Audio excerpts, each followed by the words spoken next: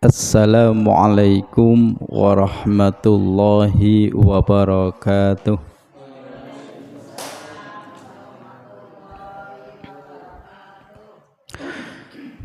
Innal hamdalillah na'maduhu wa nasta'inuhu wa nastaghfiruh wa na'udzu billahi min sururi anfusina wa min sayyiati a'malina.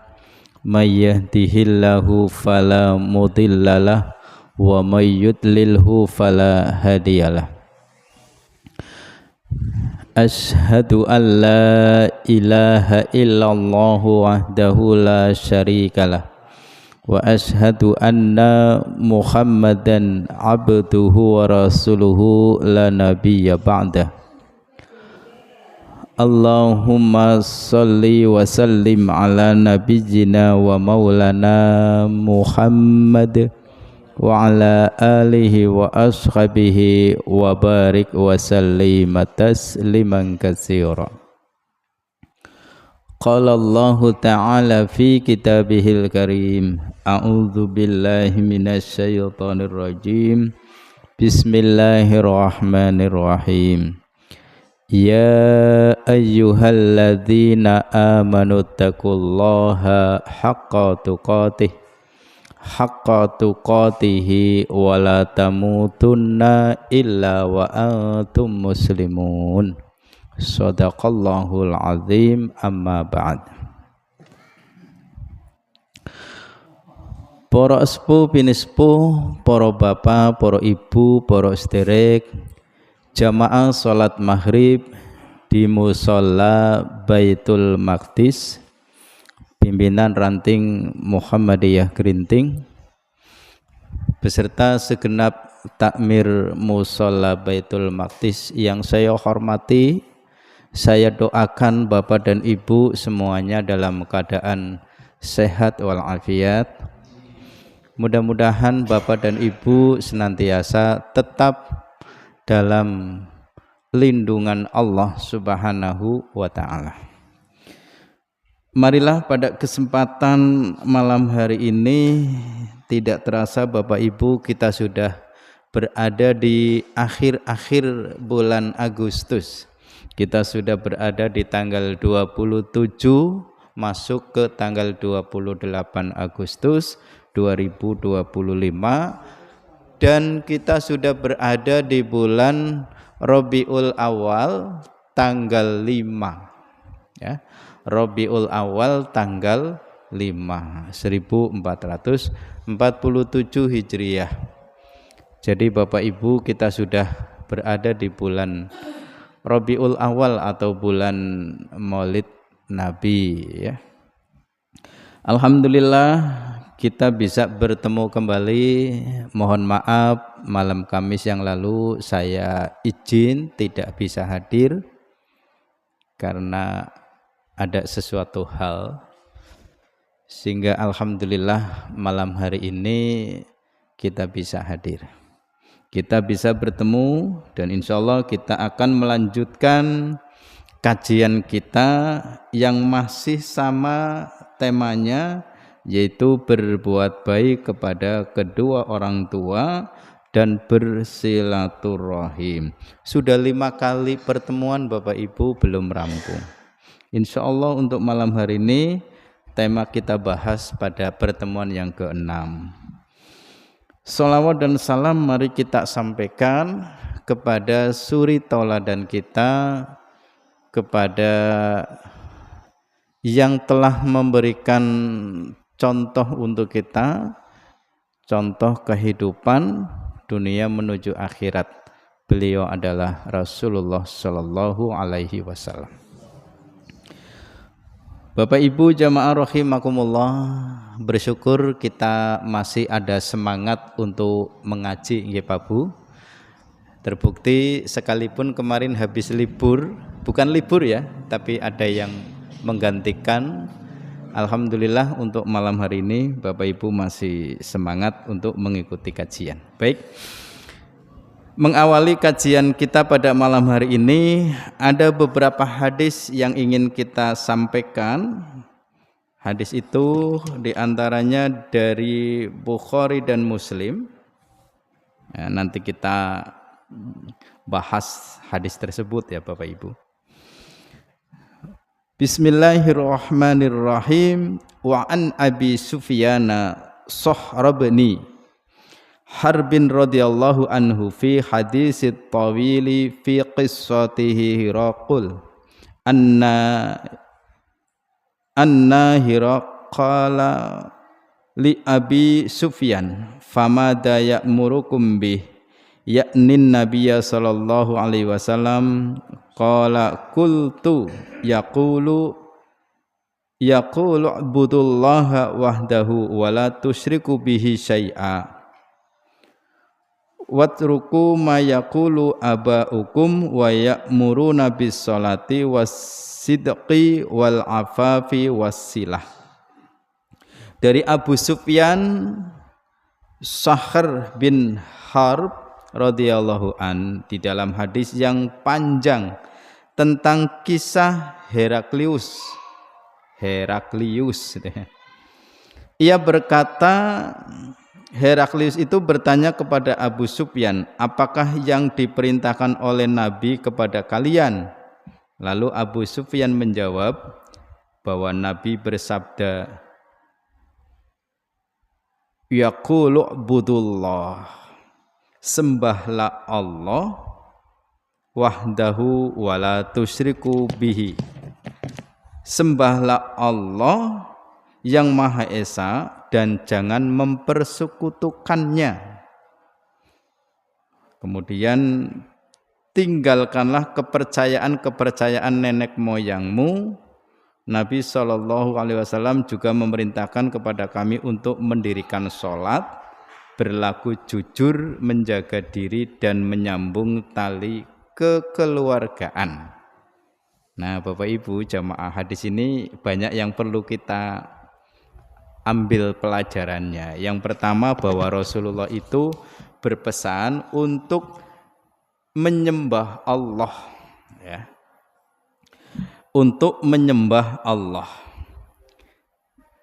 Menyembah Allah itu adalah merupakan perintah, ya. Salah satu di antara perintah perihal tentang menyembah Allah itu di dalam Al-Quran surat Al-Baqarah ayat 21.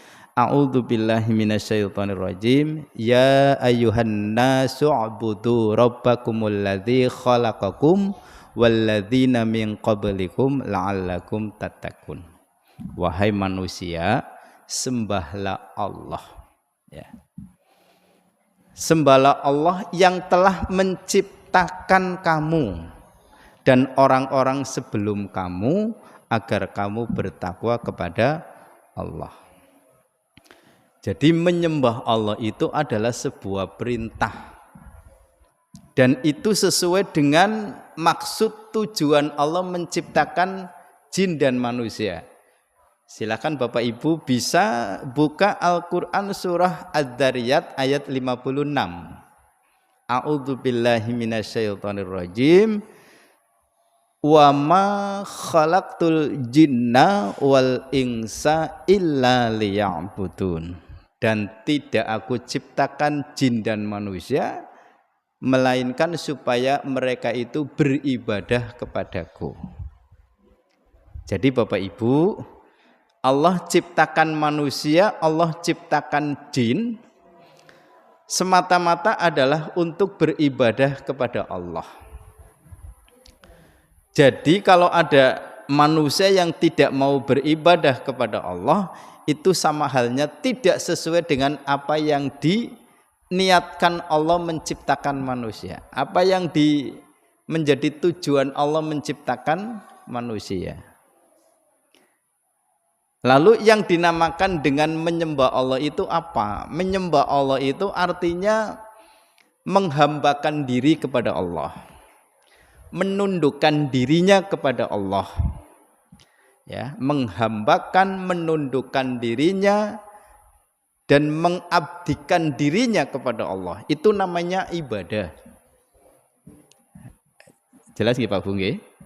Jadi kalau kita setiap hari sholat 5 waktu ditambah dengan sholat sunnah, kemudian kita berpuasa baik fardu maupun sunnah, lalu kita berzakat, kemudian kita berhaji dan umroh kalau ada kemampuan untuk itu, itulah bentuk-bentuk nyembah kita kepada Allah. Begitupun dengan yang lain, seperti halnya dengan berzikir, berdoa, membaca Al-Quran, membaca sholawat Nabi, itu adalah bentuk-bentuk ibadah kita kepada Allah. Dan masih banyak contoh-contoh ibadah yang lainnya, termasuk ibadah yang bersifat hubungannya dengan manusia. Berbuat baik kepada orang tua itu ibadah, berbuat baik kepada sesama itu ibadah. Lalu contoh-contoh yang lain seperti sedekah, zakat, berinfak, terus berwakaf, ya. Bapak Ibu kalau udah punya harta benda banyak, silakan segera untuk berwakaf atau berwakaf, ya. Kalau Bapak Ibu sudah punya sawah 5 bau, segeralah sebagian itu untuk diwakafkan. Mungkin 1/4 baunya atau mungkin setengah baunya. Ya Bu, segera mumpung harta itu masih ada. Jangan sampai nanti penyesalan di kemudian hari ketika harta bendanya sudah banyak, tidak mau zakat, tidak mau sedekah, tidak mau wakaf, begitu harta bendanya sudah hilang baru menyadari. Iya ya, nyomben lagi duwe kemampuan tidak segera untuk berinfak dan berwakaf. Saiki harta bendaku sudah pada hilang. Tidak ada peninggalan yang kelak di akhirat menjadi penolong buat kita. Jadi Bapak Ibu, kalau kita hendak berbuat kebaikan itu ketika ada kesempatan dan ada kemampuan itu segera. Jangan ditunda, keburu kesempatan itu meninggalkan kita. Kemarin ketika saya ngaji di Masjid Al-Istiqomah, itu dalam sebuah hadis ada disebutkan ada beberapa nikmat yang menjadikan manusia itu tertipu. Yang pertama adalah kenikmatan yang berupa as-sihah, kesehatan. Kemudian yang kedua adalah nikmat yang berupa kesempatan. Terkadang manusia itu tertipu dengan kesehatan dan kesempatan. Banyak alasan-alasan yang dilontarkan bagi mereka, padahal kesehatan sudah Allah berikan, tapi ternyata mereka lengah dengan kesehatan itu sendiri. Ya. Begitupun dengan kesempatan, banyak kesempatan bagi mereka untuk berbuat kebaikan, tapi baginya dia menjadi alasan, saya tidak punya kesempatan, orang tahu sempat, maka kemudian Allah takdirkan dia tidak sempat-sempat. Pan sholat ya ora sempat, pan apa ya ora sempat. Akhirnya apa? Keburu betul-betul tidak ada kesempatan. Maka diingatkan oleh Rasulullah supaya kita selalu mengingat jangan sampai tertipu dengan kenikmatan-kenikmatan itu. Nah, kembali kepada hadis ini Bapak Ibu, bahwa kita diperintahkan oleh Rasulullah untuk beribadah kepada Allah yang Maha Esa. Lalu dilanjutkan wala tusyriku bihi syai'a, dan jangan mempersekutukan Allah dengan apapun. Bapak Ibu, kalau kita berbuat musyrik kepada Allah atau mempersekutukan dengan Allah, mempersekutukan Allah dengan yang lain, itu menjadikan Allah murka. Ya. Kalau kita beribadah berdasarkan kemampuan, Allah memaafkan. Kita belum bisa haji karena memang belum punya kemampuan, Pak. Allah memaafkan. Kita belum bisa umroh karena kita belum punya kemampuan untuk berumroh. Allah memaafkan. Nggih Pak Bu, jenengan kepengin zakat emas, pengen ora Bu? Pengen. Sebab angger wong bisa zakat emas, berarti podo bae emase wis akeh. Angger ora pengen berarti ora pengen duwe emas. Yen iya duwe emas ya paling-paling kelip-kelip 2 gram salawase. Ditakoni pengen zakat emas, pengen, malah kepengen sebanyak-banyaknya. Nggih. Mas Urja ya. Pengen. Karena orang kalau sudah bisa berzakat emas menunjukkan bahwa dia sudah punya emas paling tidak 85 gram. Nggih Bu asli.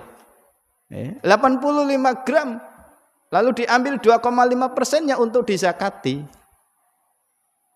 Baik emas yang disimpan maupun emas yang dipakai.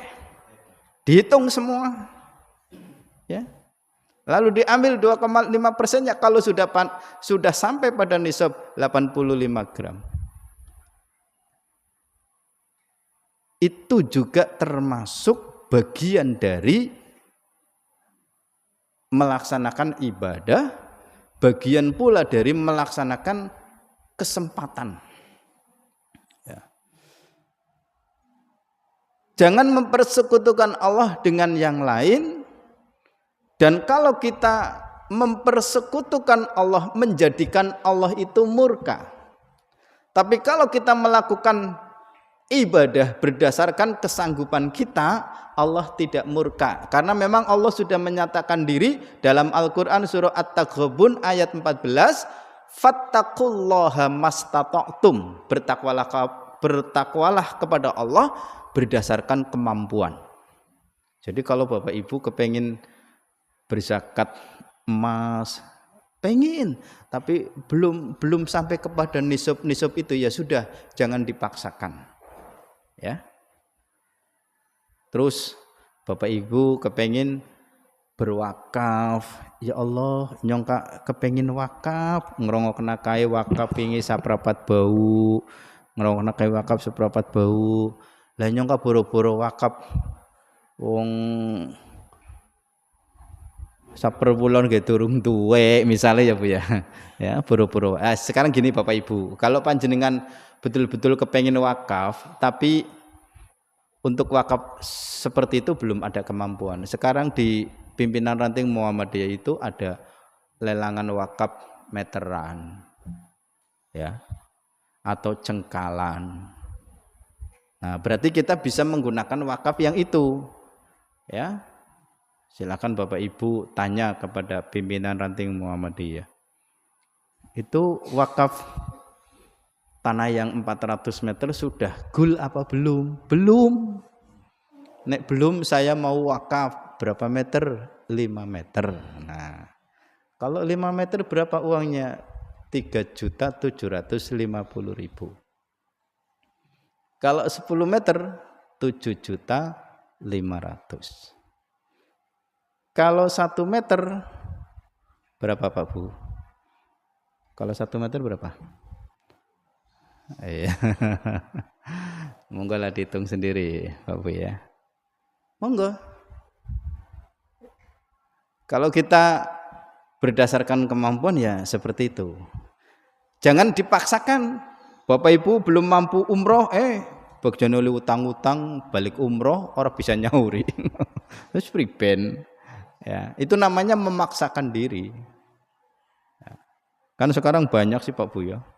Orang memaksakan diri belum mampu umroh bagiannya oleh utang-utang. Sebenarnya utangnya enggak salah. Utangnya enggak salah, boleh. Cuma masalahnya kira-kira engkau balik umroh kowe membayari utang kowe bisa ora? Anak cadangan sing kok mbayari apa ora? Lah saiki padane ngampurane sing akeh, wong kehidupan sadinan-dinane wis kelabakan njukut utang kok umroh. Ya balik umroh. Ya, itu yang dinamakan dengan memaksakan diri. Saya kadang-kadang tidak begitu sepakat dengan orang-orang yang mempromosikan umroh sampai harus dengan berhutang yang tidak disesuaikan dengan kemampuan dirinya. Ya. Orang mau berhaji hutang boleh enggak? Boleh. Tapi kira-kira nanti ada cadangan untuk mengembalikannya tidak. Ya. Yang ngampurane sing akeh Bapak Ibu, nyong dewek saking kepengine zaman tahun 2000 19 yang lalu, belum corona, itu banyak teman-teman saya usia-usia muda yang sudah pada mangkat ibadah haji. Saya kalau diundang syukuran grentes Pak Bu, ya Allah batir-batir aku wis padha mangkat, aku gandeng daftar pe durung.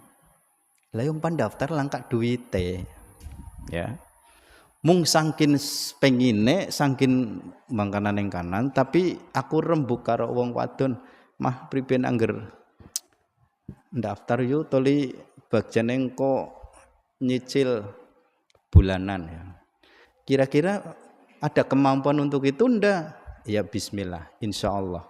Selebih untuk kebutuhan harian ada. Yuk bismillah, mangkat Bu, bulan Agustus tahun 2019 mangkat.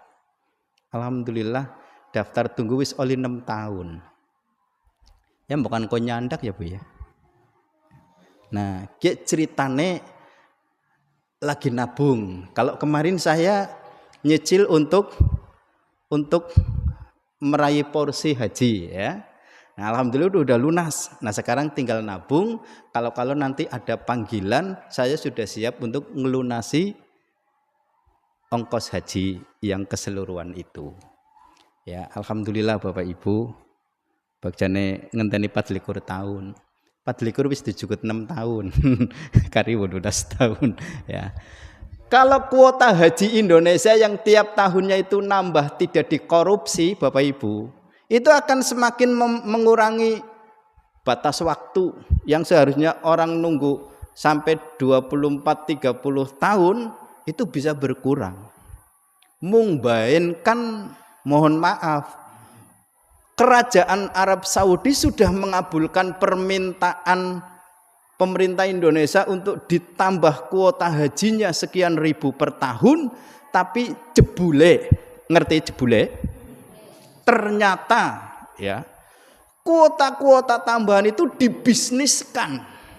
Ana nggo haji khusus, ana nggo haji furoda, sing ongkosnya nyampe hampir 1,5 miliar per orang.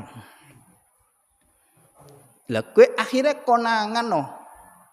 Jare munine yang peribahasa anggere suwareg ya mutah. Ki nyunggane ka mandes temen ngomongnya ya. Sewot dan yang melu sewot. Saking nyong wong cilik karo nyong gede dan tak dulek. Iya Bu, hak itu. Ya ternyata tambahan kuota haji untuk Indonesia yang setiap tahunnya ditambah. Kuwi nang Indonesia dipolah mani. Apa ora? Ya. Sampai pemerintah Arab Saudi main hukuman ya, untung-untungnya bisa dianu Pak Bu ya. Sekarang haji furoda sudah dihilangkan. Kowe anane haji furoda kowe daftar saiki tahun ngarep mangkat. Sing penting bisa ngetokaken duit wong siji 350 juta. Kowe dolanane sapa kowe? Ya. Nah, iki lagi diuber-uber wonge. Dicekal, tidak boleh keluar negeri. Masya Allah, Indonesia ka wonge wani-wani temen ya. Wong masalah haji dikorupsi ya. 1 triliun Pak Bu. Jenengan perlu duit 1 triliun. Nyong be ora. Mung ndean kowe duit 1 triliun angger nggo tuku dawet ya dan musala Baitul Maqdis kelelep ndean. Simpan gawe sapa? Yo lanjut. Gening mono-mono. Wahdahul la tusyriku bihi syai'a ya. Tadi kita jangan mempersekutukan Allah dengan apapun Bapak Ibu ya. Lalu tinggalkan kepercayaan nenek moyangmu. Kayak Kanjeng Nabi ngomong, kepercayaan peninggalan nenek moyang zaman-zaman dulu itu yang tidak sesuai dengan ajaran Islam itu supaya ditinggalkan. Ya bicara kia dibedarakan Bapak Ibu, akeh nemen.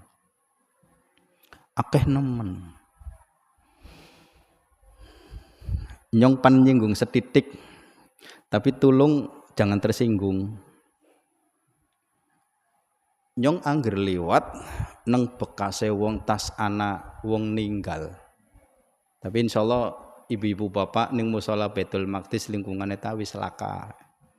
Ya, angger tas anak kematian terus ning bekas pengadusane doloi lampu, korok dolai banyu anak kembange, terus anak ladinge kedingan apa. Bu, ana sing jawab endah Padang. Endah Padang ya Bu ya. Iya, dadi ngonong Bu. Gemien wong tas ngadusi mayit gue neng latare becek karena durung nganggo bata, durung nganggo batako, durung nganggo paving block, durung di atom. Dadi kita jare wong gemien sing ora duweni keyakinan sing ora-ora. Ki ndung bisane takalai lampu, soalnya neng kene becek bekas pengadusan. Mbokan kono wong liwat meneh keplarak. Masuk akal ndak? Masuk. Kayak kue. Lah saiki ngadusi latare wis paving block. Toli ning latare nggal dinane wis ana lampune. Lah bisane terus dalai lampu khusus kue. Terus kayak gue ana banyu sapaso dalai kembang dalai lading. Apa engko balik pan ngojeti pelem apa priben? Gue nyong diukur neng akal be ora nyambung, digolet neng hadise ya langka. Nggih Pak Bu. Padahal latare wis paving blokan, wis batanan, terus wis padang. Tapi tetep bae kudianane. Bagjane dalai kurungan. Ya maksudnya nggo batas. Ana maning Bapak Ibu, wong ninggale kuwi ning Arab Saudi, ceritane umroh, barang pan balik kena serangan jantung dadi ninggale, dadi dikubur ning Arab, wong ninggale ning Arab ora gawa balik jenazahe. Tapi sing ning omah kan ora dadosi ning omah. Tapi tetep ana lampune. Wis pan argumentasine ning endi? Ya Bu. Nah, kan berarti arane wis memastikan kapan wong tas ana wong ninggal mesti kudu dalai lampu, dalai ini itu dan sebagainya. Bisane wong gelem nglakoni berarti mesti ana maksude. Lah kowe maksude apa? Kan kayak kowe. Tapi yang mikir alasan karena becek dan seterusnya zaman dulu itu masih masuk akal lah, masih bisa diterima. Nah Bapak Ibu jamaah rahimakumullah, hal-hal seperti itulah yang semestinya harus mulai kita hilangkan. Karena tidak sesuai jare Kanjeng Nabi, tinggalkan kepercayaan nenek moyangmu. Sebagian orang masih ada yang melakukan bahwa kalau orang tua meninggal pada hari Kamis, maka di hari Kamis itu dia menyajikan makanan kesukaan dia. Nah, kalau itu masih dilakukan, berarti masih mengikuti kepercayaan nenek moyang yang oleh Rasulullah disuruh ditinggalkan. Nah, ibu-ibu Baitul Maqdis insya Allah sudah tidak demikian. Orang yang sudah meninggal dunia, Bapak Ibu, yang dibutuhkan itu apa? Yang ditunggu-tunggu itu kalau tidak salah itu ada 3. Yang pertama, orang yang sudah meninggal dunia yang dibutuhkan dan yang ditunggu-tunggu itu adalah doa-doanya dari anak-anak yang soleh. Ya, doa-doanya anak yang soleh. Awaladin solih yad'ulah. Itu yang ditunggu. Nah, perkara mendoakan orang tua gampangnya por-poran. Saben-saben jenengan ta salat langsung wirid zikir terus nyelek kedong maring Gusti Allah.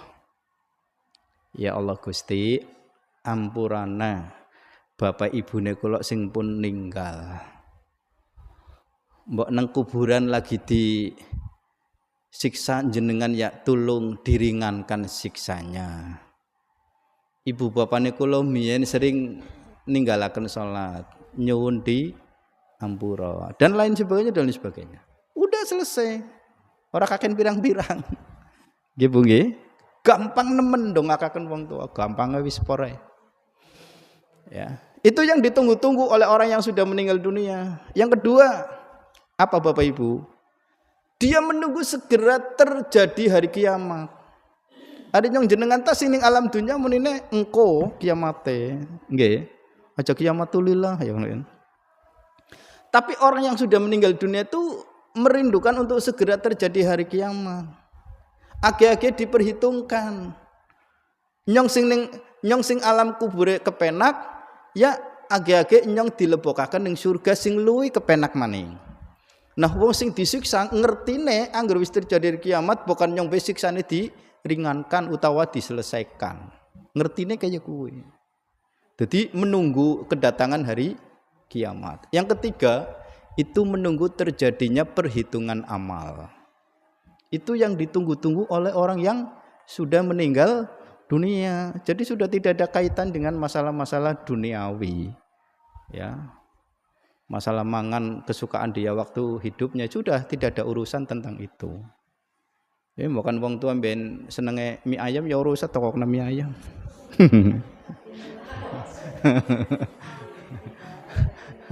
Mohon pengen bodin ya. Tapi sing mati bocah 6 tahun dan senengnya seblak. Nah, yang berikutnya Bapak Ibu, Nabi juga memerintahkan untuk mendirikan sholat. Bahasa mendirikan sholat dengan melaksanakan sholat itu ada perbedaan. Kalau melaksanakan sholat, bisa jadi orang satu hari melaksanakan sholat dianggap sudah melaksanakan. Tapi kalau mendirikan sholat, itu dia akan senantiasa terus melaksanakan sholat terus menerus. Dan kalau dia meninggalkan itu merasa berdosa. Dan yang ada dalam benak pikirannya adalah sholat dan sholat.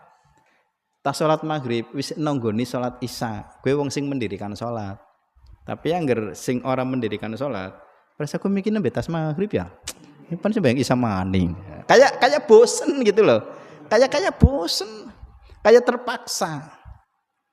Ya, telu ngadong subuh digugah alote porporan. Munine ngonong, "Nyo lagi bengi sembahyang. Sembahyang apa? Isya." Lagi kasih subuh sejen maning pan beli. Nah, itu. Tapi kalau mendirikan sholat enggak begitu bunyinya. Berlaku jujur. Ya, Rasulullah menganjurkan kepada kita untuk berlaku jujur. Walaupun sing arane jujur kayak angele perporan ya Pak Bu ya. Apa maning wong sing terlibat ning dunia pemerintahan, dunia politik, wala kongkon jujur akeh angele. Aja kuwatir, engko nyong anggere dadi aja khawatir. Jebule kala-kala di demo ya. Karena tidak sesuai dengan janji-janjinya. Seperti yang dilakukan oleh Bupati Kabupaten Pati ya. Tanggal 13 Agustus yang lalu di demo besar-besaran. Nah, Bapak Ibu jamaah rahimakumullah. Yang berikutnya menjaga diri. Kita diperintahkan oleh Rasulullah untuk senantiasa menjaga diri. Apa yang dimaksud? Menjaga dirinya dari perilaku dan perbuatan maksiat. Bapak Ibu, nang wulan Agustus ke akeh tontonan. Saben-saben RT minimal RW itu menyelenggarakan acara. Boleh kita menonton? Boleh. Silahkan, itu sebagai bentuk apresiasi kegembiraan. Cuma tetap kita menjaga diri. Nonton neng lapangan bola, wong saporete lanang wadon dicampur, ya kita harus jaga diri. Ya, neng lapangan peteng nonton dembel-dembelnya karo wong wadon sing dudu ndekene. Itu namanya tidak menjaga diri. Mulane nyong lagi nonton ning lapangan Bu, terus serang bae nyong karo bojo. Bukan nyong pen lutak-lutik ya bojone ya kowe. Bukan nyong pen lirak-lirik ya bojo mengingatkan. Kowe lekas lekas. Ya, nyong nontone karo bojo karo anak wadone nyong, anak lanange keding. Lah kowe. Jadi mending bae lah arek nontone karo bojo karo anak ta dadi nyong radan terjaga. Sing penting judulnya nonton. Terlihat dong nonton ya aja kebengen. Padu wis weru ya balik. Ya. Kadang-kadang nonton sampai sewaya-waya.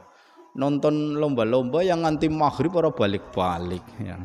Itu namanya tidak bisa menjaga diri. Menjaga diri itu juga luas penjelasannya. Dan yang berikutnya adalah wal afafi wasilah. Ya. Dan menyambung tali kekeluargaan.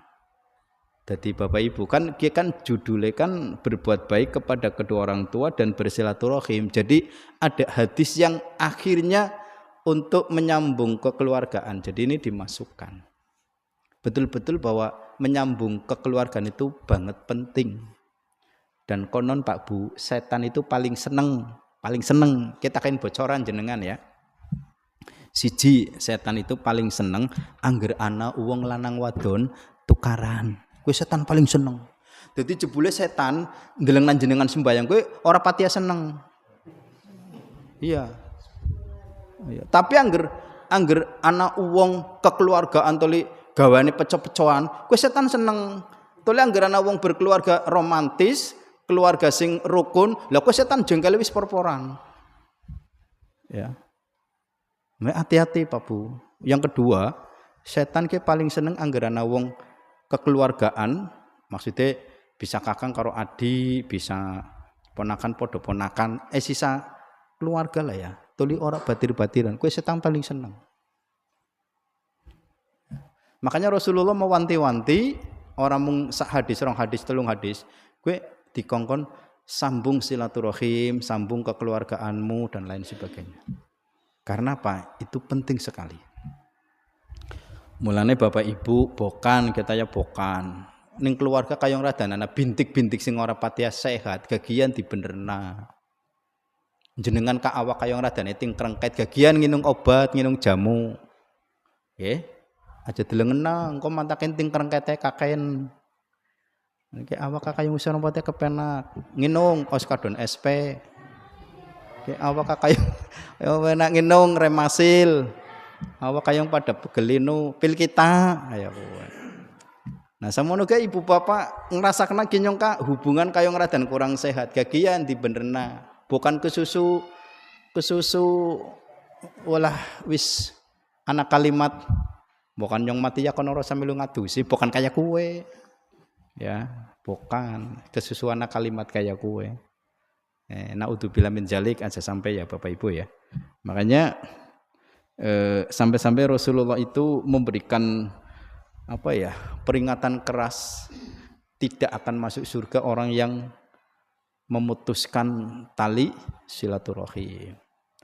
La yadkhulul jannah khati'ur rahim. Tidak akan masuk surga orang yang memutuskan hubungan silaturahim. Masya Allah. Makanya Bapak Ibu, salat perlu kita jaga, puasa perlu kita jaga, wirid zikir, doa, baca Quran, sholawat Nabi dan lain-lain perlu kita jaga, tapi hubungan silaturahim pun perlu tetap kita jaga. Jangan sampai sholatnya mantep, sholatnya kenteng, puasanya kenteng, apa kenteng, tapi kalau sedulur ora batir-batiran percuma. Ya, itu bisa menolak pahala kita. Bapak Ibu jamaah rahimakumullah hadani Allah wa yakum. Untuk hari ini isanya 18.56. Ini sudah 50 ya Bu ya. Ya. Jadi ada beberapa menit lagi sampai tak tulis ning tangan kowe Bu. Satu hadis lagi ya Pak Bu ya. Langsung saja. Dari Abu Ayyub Khalid bin Zaid Al-Ansori yang ngerepan luru aran Bapak Ibu. Ki nang hadis-hadis akeh aran sing apik-apik ya. Abu Ayyub Zaid Al-Ansori apik-apik ya. Zaid Zainal ya apik ya kan. Wastum. Apik ya. Ada seseorang bertanya kepada Rasulullah, "Wahai Rasulullah, beritahukanlah kepadaku amal apa yang dapat memasukkanku ke dalam surga." Jadi ana sahabat takon maring Rasulullah, ya. "Wahai Rasulullah, beritahukanlah kepadaku amal apa yang dapat memasukkanku ke dalam surga." Maka kemudian Rasulullah menjawab, jawabannya Rasulullah adalah ta'budullaha wa la tusyriku bihi syai'a. Sembahlah Allah dan jangan mempersekutukannya. Ini sama dengan tadi, ya, menyembah Allah dan jangan mempersekutukan Allah dengan yang lain. Bapak Ibu, kayaknya mungkin pernah saya sampaikan tapi tak ulang. Ana wong mempersembahkan sesajen kadar sajene kuwe 1 ekor lalat. Ekor lalat cilik apa gede? Gede. Are ngomongin kacamata ya, Pak. Iya gede. Ya, padha kaya cecek ya. Oh, kacamata is gane ana baya ning tembok kaya kowe. Barang kacamata di ngono jebule cecek kaya. Munine baya anu. Nah, Bapak Ibu, wong sajen nganggone 1 ekor lalat ya. Baik oleh Allah dianggap mempersekutukan Allah. Lah saiki anggere wong sesajen teli nganggone ndas kebo priben. Ya, wong 1 ekor lalat wis dianggap wis mempersekutukan Allah. Apa maning nganggone ndas kebo sing sak geden-geden kan.